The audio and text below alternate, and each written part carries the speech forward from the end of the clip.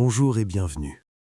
Je m'appelle Beto Montfort et aujourd'hui je vais partager avec vous une expérience qui a complètement changé ma perception de la vie, de la mort et de tout ce qui existe au-delà de ce que nous pouvons voir. En 2008, j'ai vécu ce que la médecine appelle une dissection aortique de type 1. Pendant l'opération d'urgence, je suis mort. Mais ce n'est que le début de l'histoire. Ce qui s'est passé pendant ces moments entre la vie et la mort m'a montré des choses qui me marquent profondément encore aujourd'hui. J'ai été opéré simultanément à deux endroits différents.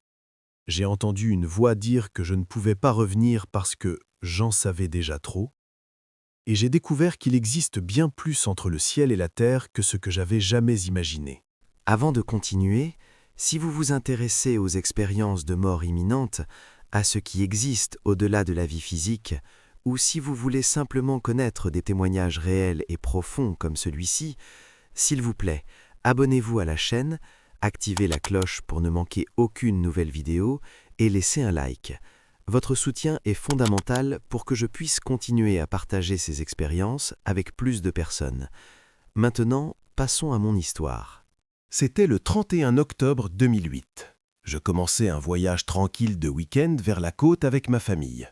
Je n'avais aucun problème de santé, aucun symptôme, rien qui indiquait ce qui était sur le point d'arriver. Nous nous sommes arrêtés dans une station-service sur l'avenue Bandeirantes à Sao Paulo pour boire de l'eau avant de poursuivre le voyage. Ma femme conduisait notre voiture, mon beau-père était dans sa voiture juste devant. Quand je suis descendu du véhicule pour me dégourdir les jambes, quelque chose de surréaliste s'est produit. C'était comme si la réalité devenait un film. Mon beau-père, qui était à quelques mètres de moi, a commencé à s'éloigner. Je le voyais comme si je regardais à travers un tunnel, lui s'éloignant de plus en plus. J'ai essayé de bouger, mais mes forces ont simplement disparu. Avec beaucoup d'efforts, je me suis traîné jusqu'à lui et j'ai réussi à dire « Il se passe quelque chose ». Puis est venue la douleur, une douleur lancinante dans la poitrine, comme si quelqu'un enfonçait un couteau et ouvrait mon thorax de l'intérieur.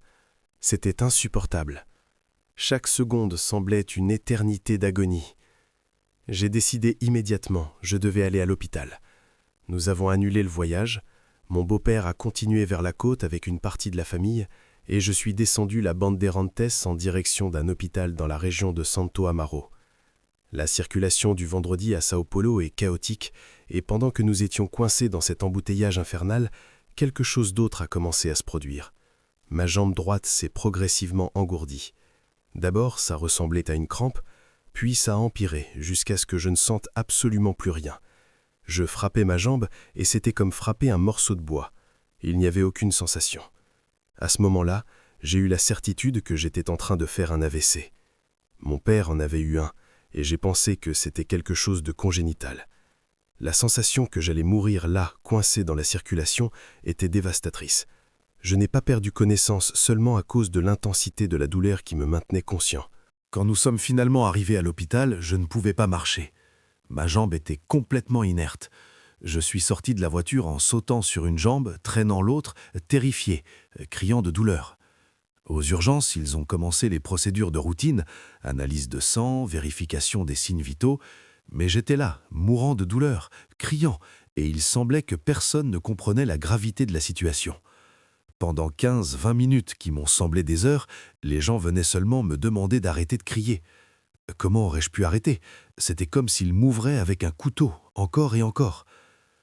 Puis j'ai eu un haut-le-cœur soudain. J'ai couru aux toilettes et j'ai vomi violemment. Et alors quelque chose d'étrange s'est produit. J'ai ressenti un soulagement instantané.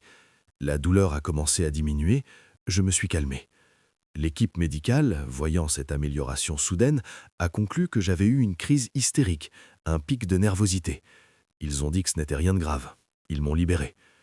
Je suis rentré chez moi, le voyage était annulé.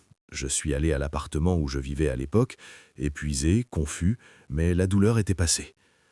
Quand j'ai essayé de me coucher cette nuit-là, j'ai découvert qu'il était impossible de dormir en position horizontale. Chaque fois que je posais ma tête sur l'oreiller, j'entendais et je sentais littéralement le flux sanguin dans mon corps.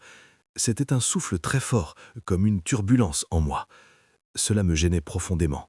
J'ai fini par dormir assis dans un fauteuil, la seule position dans laquelle je pouvais me reposer. Le lendemain, nous avons changé nos plans. Nous sommes allés au parc Ibirapuera. Je me traînais, littéralement. La fatigue était immense, comme si je portais un poids invisible. Je savais que quelque chose n'allait pas, mais je n'avais pas encore la mesure de ce que c'était. Le dimanche, je suis resté à la maison à me reposer. À l'époque, j'habitais à côté du parc Trianon, sur l'Alameda Jaú. Chaque matin, j'avais l'habitude d'accompagner ma femme à pied jusqu'à son travail sur la rue Ministro Rocha Azevedo, à seulement 2 pâtés de maison, en traversant le parc. Ce lundi-là, me sentant un peu mieux, j'ai décidé de faire le trajet normal. J'accompagnerai ma femme au travail, puis j'irai à l'hôpital 9 de Juillet pour enquêter sur ce qui se passait.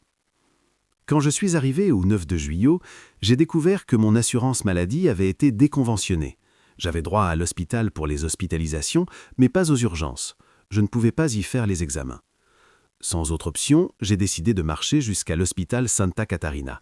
C'était presque 1 kilomètre de distance. J'y suis allé lentement, un pas après l'autre, dans cet état affaibli. Au Santa Catarina, que j'appelle affectueusement ma deuxième maison après tout ce qui s'est passé, l'équipe m'a accueilli et a commencé une batterie d'examens. Il était entre 8 et 10 heures du matin. Les médecins étaient perplexes. Chaque fois qu'ils mesuraient ma tension à un endroit différent du corps, ils obtenaient des résultats complètement distincts. Un bras indiquait 15 sur 12, l'autre 18 sur 11. Les jambes présentaient encore d'autres mesures. Ils m'ont demandé si j'étais pressé. J'ai répondu que non, que mon temps était pour m'occuper de cela. Ils ont continué à enquêter, faisant examen après examen. Ils ont décidé de me transférer en soins semi-intensifs où ils pourraient faire des procédures plus complexes. Ma femme est arrivée et est restée avec moi. Ils m'ont installé convenablement et ont poursuivi l'investigation. Jusqu'à ce qu'ils arrivent à la conclusion qu'ils devaient faire un examen spécifique, une échographie transœsophagienne. Je devrais avaler l'équipement sous sédation. Ils m'ont dit « Si cet examen ne montre rien, alors vous êtes simplement différent et c'est très bien. » Ils ont fait l'examen et il a révélé ce qui se passait. J'avais une dissection aortique de type 1. Pour ceux qui ne savent pas, l'aorte est la principale artère du corps. Elle a des couches dans la paroi. Normalement, quand elle se rompt, c'est comme ouvrir un tuyau d'arrosage. Le sang jaillit et c'est la mort subite. Dans mon cas, l'artère s'est rompue parallèlement, entre les couches. Une couche interne s'est ouverte et au lieu que le sang sorte à l'extérieur, il est revenu en arrière, créant ce que les médecins appellent une fausse lumière, un chemin parallèle par où le sang commençait à circuler. Les médecins m'ont expliqué ensuite que j'avais un problème congénital. La paroi de mon artère est plus étroite que la normale. Cela, combiné à un pic soudain de pression, a causé cette rupture. Quand le diagnostic a été confirmé, j'étais encore sous sédation de l'examen. Le médecin a immédiatement alerté l'équipe chirurgicale. C'était une urgence absolue. Je n'ai même pas perçu la transition. Quand j'ai retrouvé pleinement conscience, j'étais déjà opéré. Mais c'est justement pendant cette période, entre l'opération et le retour, que s'est produit ce que je vais raconter maintenant. L'expérience qui a complètement changé ma compréhension de la réalité. D'abord, je dois expliquer quelque chose d'étrange. L'anesthésie n'a pas complètement fonctionné. Ou plutôt, elle a fonctionné sur mon corps, mais pas sur ma conscience. J'étais complètement immobile, incapable de tout mouvement, mais conscient, éveillé, écoutant tout. J'ai entendu les médecins et les infirmières me préparer pour la chirurgie. Ils ont rasé tout mon corps, c'est une partie de la procédure. Et j'entendais les conversations. Celui-ci est mort. Ce corps. J'étais déjà traité comme un corps, comme quelqu'un qui n'était plus là. Et moi, dans un désespoir mental, je pensais « Les gens, je suis vivant, je vous entends ». Imaginez la terreur. Comment allais-je affronter une chirurgie à cœur ouvert, complètement conscient? C'est alors que je me suis souvenu de quelque chose. J'avais suivi un cours sur la projection astrale, le voyage hors du corps. Je n'avais jamais réussi à le faire avant, mais à ce moment désespéré, j'ai pensé « Je vais essayer de sortir. J'ai cette ressource, je vais sortir d'ici. » Et je suis sorti. Je ne sais pas expliquer exactement comment, mais je suis sorti de mon corps physique qui était sur la table d'opération. Quand j'ai ouvert les yeux dans cet autre état, j'ai remarqué que j'étais dans un endroit différent. J'étais allongé, regardant vers le haut, et je voyais une équipe médicale autour de moi, regardant vers le bas. Mais cette équipe était complètement immobile, figée. Il y avait un éclairage fort au-dessus, focalisé sur la table où j'étais. Je ne pouvais pas voir clairement les visages à cause de la lumière, mais je reconnaissais que c'étaient des médecins. J'étais confus. J'ai pensé, ils ne vont pas commencer la chirurgie? Pourquoi sont-ils tous immobiles? Et alors, pour la première fois, j'ai entendu une réponse, mais pas avec les oreilles. C'était télépathique. Qui a dit que nous sommes immobiles? Nous faisons la chirurgie. J'étais stupéfait. Comment ça? Vous ne bougez pas. La voix a continué. Ici, ce n'est pas nécessaire. Nous vous opérons ici, mais avec leurs mains là-bas, en bas. C'était comme s'il y avait une équipe parallèle, dans une autre dimension, conduisant la chirurgie à travers les mains des médecins sur le plan physique. Puis, quelque chose s'est produit qui m'émeut encore aujourd'hui quand je m'en souviens. À un moment donné, j'ai senti une sorte de rupture, comme si quelque chose se rompait, et j'ai commencé à me réveiller dans un endroit complètement différent. J'étais dans la chambre de la maison de plage de mon beau-père à São Sebastião, sur la côte de São Paulo, à plus de 200 km de distance de l'hôpital. J'ai reconnu l'environnement immédiatement. C'était une chambre très caractéristique, avec une énorme porte en forme d'arc, de style colonial, de l'ancien collège des oiseaux. La porte donne sur un terrain immense, avec 18 000 mètres carrés de zone verte préservée. J'étais allongé, le dos tourné vers cette porte, regardant le mur, et je me réveillais comme si je sortais d'un sommeil profond.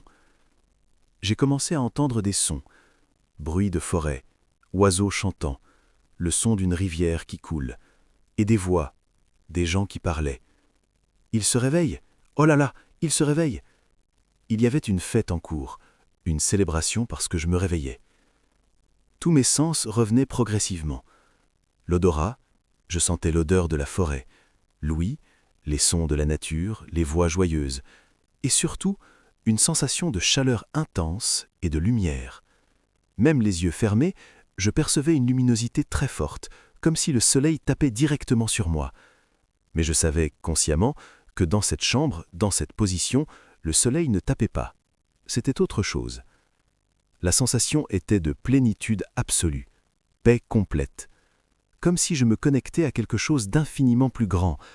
J'avais pleine connaissance de pourquoi j'étais là, de ce qui s'était passé, de tout. C'était comme si j'avais accès à une sagesse universelle, une connexion avec quelque chose que certaines religions appellent Dieu, omniprésent et omniscient. Les voix continuaient à faire la fête, et j'en ai reconnu certaines. C'étaient des voix de personnes que j'avais connues de leur vivant, qui étaient déjà décédées. Un camarade d'enfance était particulièrement enthousiaste. Je ne voyais pas les personnes, mais je reconnaissais parfaitement les voix. J'ai une mémoire auditive très développée de mon travail, et il n'y avait aucun doute, c'était elle.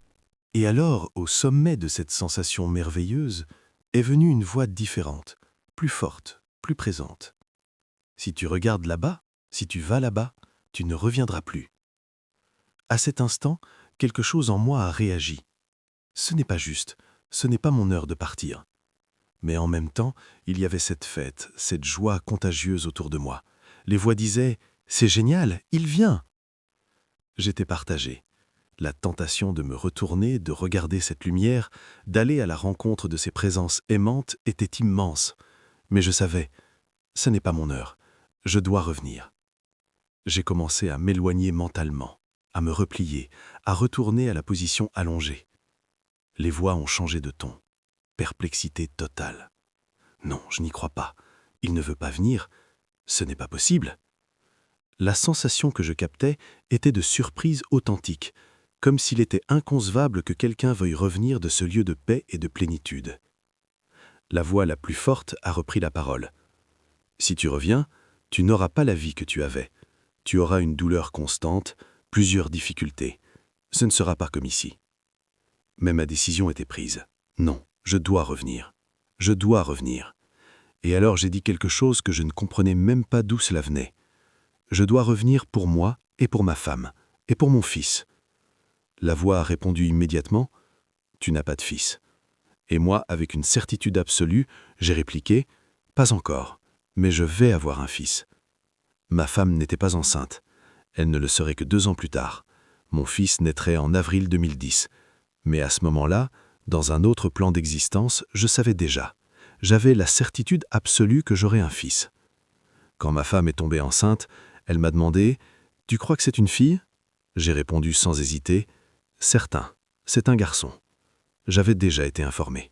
J'ai fermé les yeux métaphoriquement dans cette dimension de lumière. Les voix se sont éteintes, s'estompant, restant en arrière. Et alors je suis tombé dans un endroit complètement différent. Obscurité.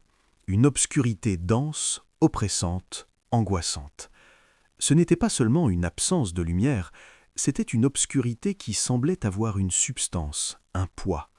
Et il y avait des présences là, des ombres, des formes que je ne pouvais pas voir clairement, mais que je sentais.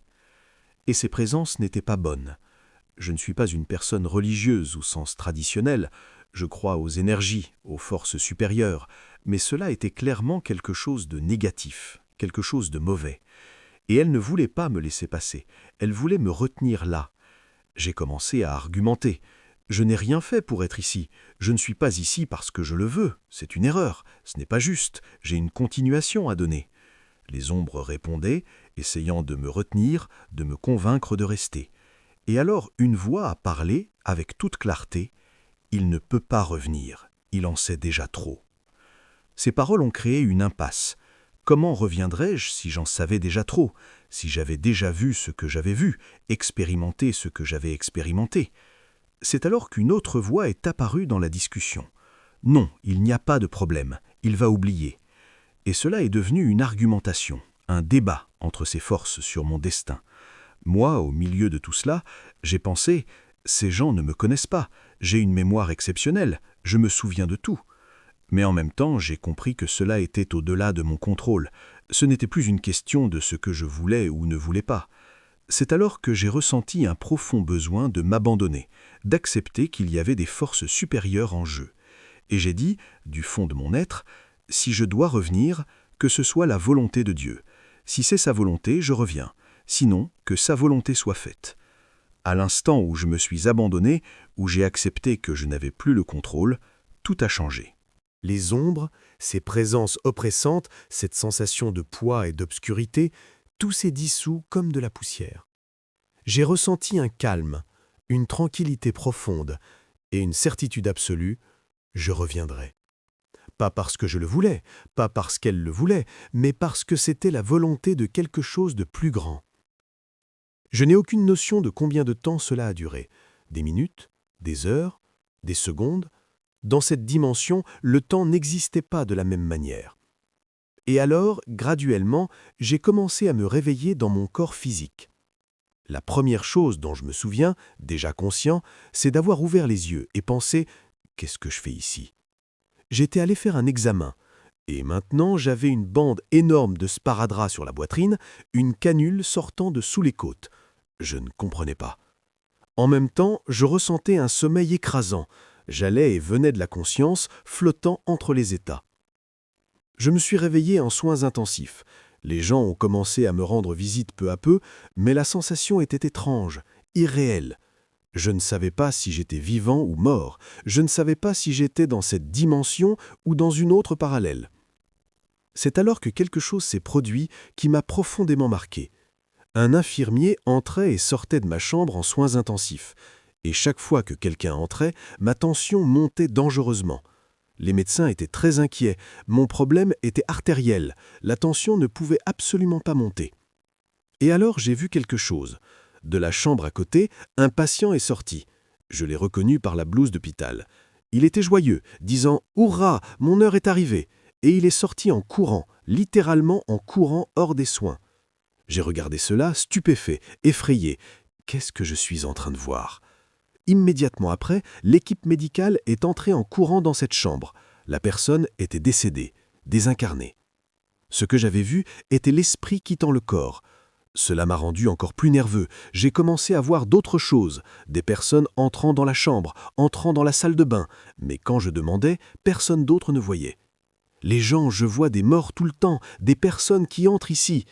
Quelqu'un a répondu, essayant de me calmer, « Beto, l'hôpital est l'endroit le plus indiqué pour voir des morts, c'est là que la plupart des gens meurent. » Mais cela ne me consolait pas. Je sentais que je n'étais pas encore totalement ici, que je pouvais me désincarner à tout moment. Les médecins ont remarqué quelque chose d'intéressant.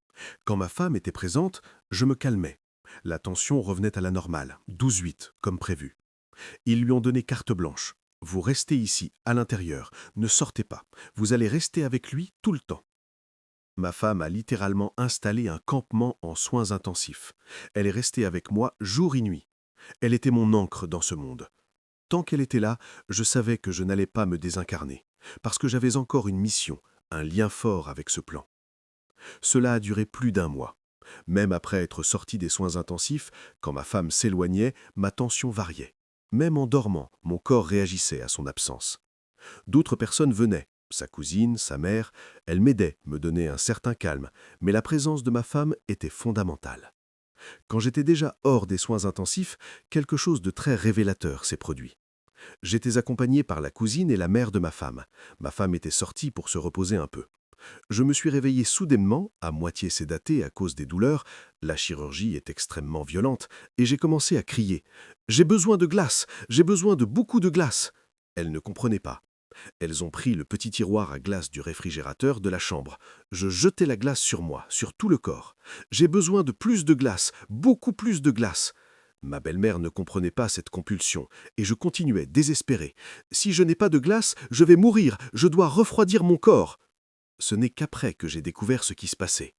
Pendant la chirurgie, pour faire la circulation extracorporelle, quand ils arrêtent votre cœur et qu'une machine assume la fonction, ils ont dû refroidir mon corps à 17 degrés Celsius. Ils m'ont rempli de glace. J'étais inconscient sur la table d'opération, mais une partie de moi a enregistré cela, et à ce moment de semi-conscience post-opératoire, le souvenir est revenu.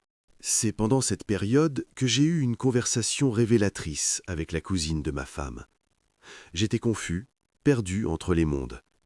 Je lui ai dit « C'est intéressant, c'est une expérience kafkaïenne.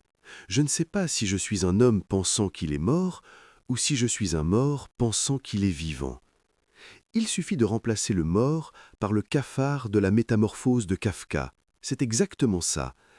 Je n'avais aucune idée d'où j'étais. Quelle était ma situation? Je n'étais pas pleinement présent ici. Ma femme a essayé de me calmer. Mais comment? Bien sûr que tu es là, tu es vivant. Et moi, avec une certitude absolue, j'ai répondu non, je suis mort. T'imagines, tu es vivant, tu es ici.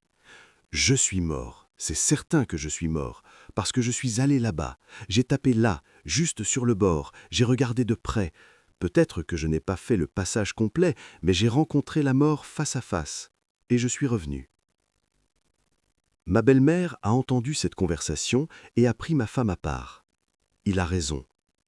Pendant la chirurgie, le médecin lui avait raconté ce qui s'était passé.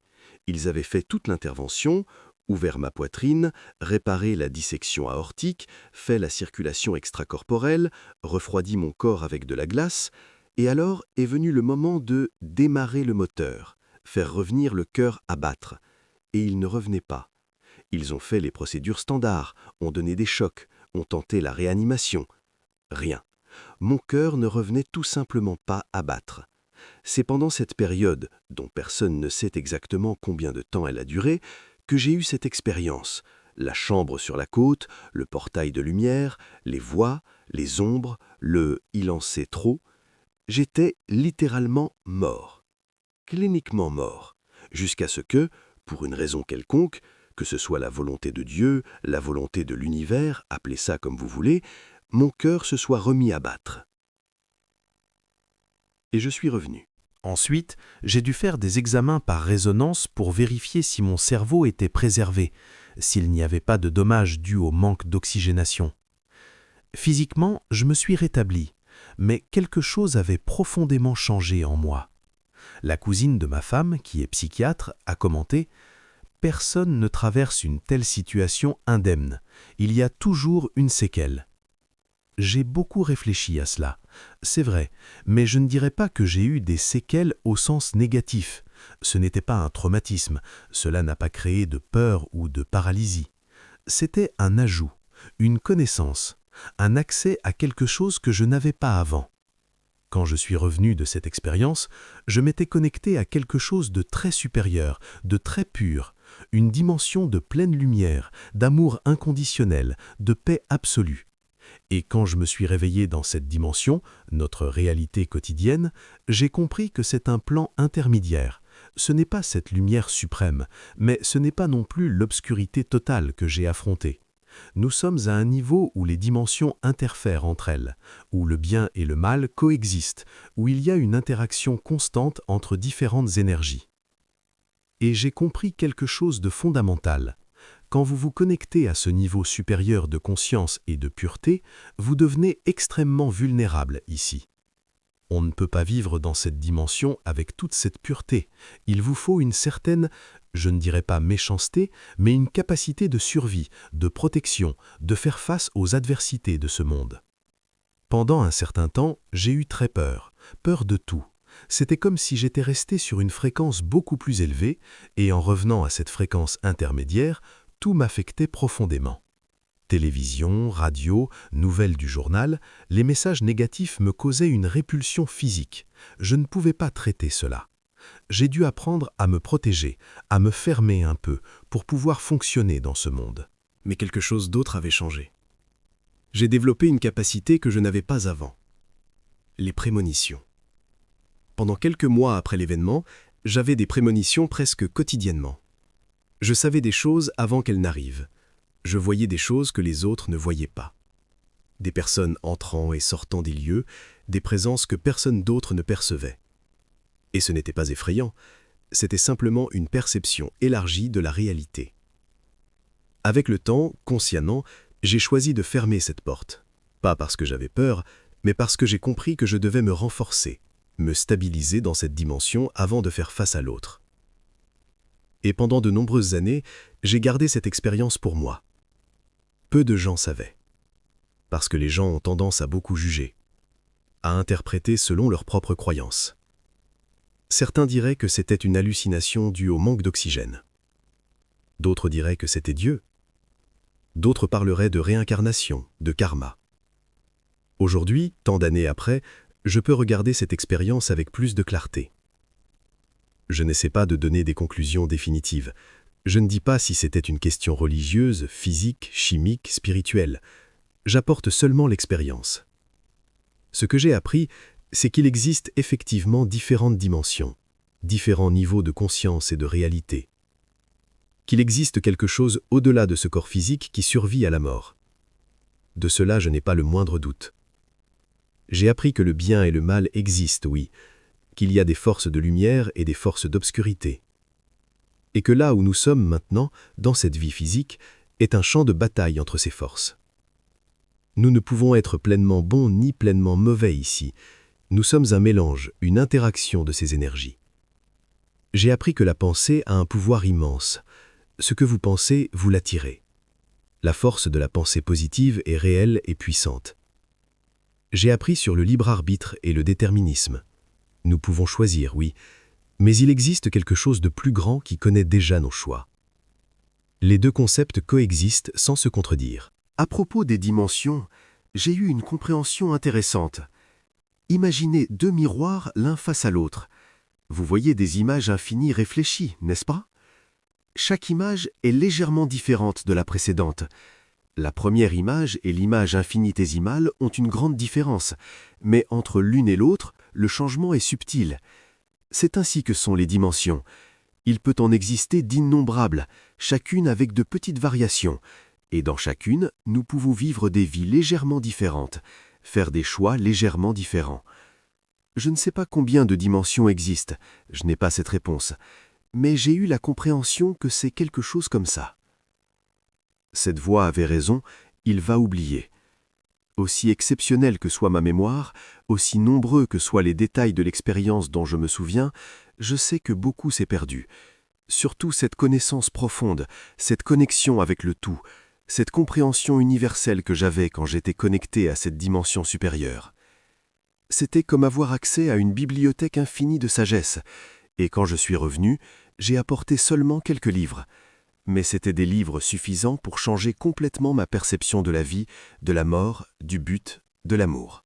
Si vous me demandez aujourd'hui, êtes-vous certain qu'il y a une vie après la mort, que quelque chose survit? Ma réponse est certitude absolue. Ce n'est pas la foi, ce n'est pas une croyance, c'est une connaissance directe. J'y suis allé, j'ai vu, j'ai expérimenté. Et bien que beaucoup se soient perdus au retour, bien que j'ai oublié comme il l'avait promis, l'essentiel demeure. Je sais que nous ne sommes pas seulement ce corps, je sais que la mort n'est pas la fin, je sais qu'il y a de l'amour, de la lumière et de la paix qui attendent de l'autre côté. Et je sais aussi qu'il existe des forces qui essaieront de nous retenir, de nous empêcher d'avancer. Mais l'abandon, la confiance en quelque chose de plus grand, dissout toute obscurité. Je suis revenu pour une raison. J'avais encore des missions à accomplir ici. Ma femme à aimer, mon fils à élever, ce fils dont je savais qu'il viendrait, même quand il n'existait pas encore. Et peut-être aussi pour partager cette expérience. Pour dire aux gens que la mort n'est pas la fin, n'est pas la terreur que nous imaginons. Bien sûr, le processus de mourir peut être douloureux. La dissection aortique a été l'une des pires douleurs physiques imaginables. Mais ce qui vient après la douleur, après que le corps se déconnecte, c'est la paix, c'est la lumière, c'est le retour au foyer. Je ne viens pas ici pour convertir qui que ce soit à une religion. Je ne dis pas que mon interprétation est la correcte. Chaque personne peut comprendre cette expérience à travers son propre filtre, religieux, scientifique, spirituel, philosophique. Ce que j'apporte est seulement ceci, un morceau du squelette du dinosaure, comme j'aime le dire. Il y a beaucoup de choses à compléter, beaucoup à comprendre. Mais si mon expérience peut apporter du réconfort à quelqu'un qui a perdu un être cher, si elle peut diminuer la peur de la mort chez quelqu'un qui affronte une maladie grave, si elle peut simplement faire réfléchir les gens que peut-être, juste peut-être, il existe bien plus que ce que nous voyons, alors cela valait la peine de la partager. Parce que je suis revenu de ce lieu en sachant une chose avant tout, nous sommes bien plus que ce que nous imaginons, et la mort est seulement une porte, pas un mur. De l'autre côté, il y a de la lumière. Merci de m'avoir écouté. Si cette histoire vous a touché d'une manière ou d'une autre, s'il vous plaît, partagez-la avec d'autres personnes qui pourraient en bénéficier. Et si vous avez vécu une expérience similaire, si vous êtes passé par quelque chose qui a changé votre compréhension de la vie et de la mort, j'aimerais beaucoup entendre votre histoire. Nous sommes ensemble dans ce voyage de découverte. C'est une nouvelle frontière de la connaissance humaine. Traversons-la ensemble.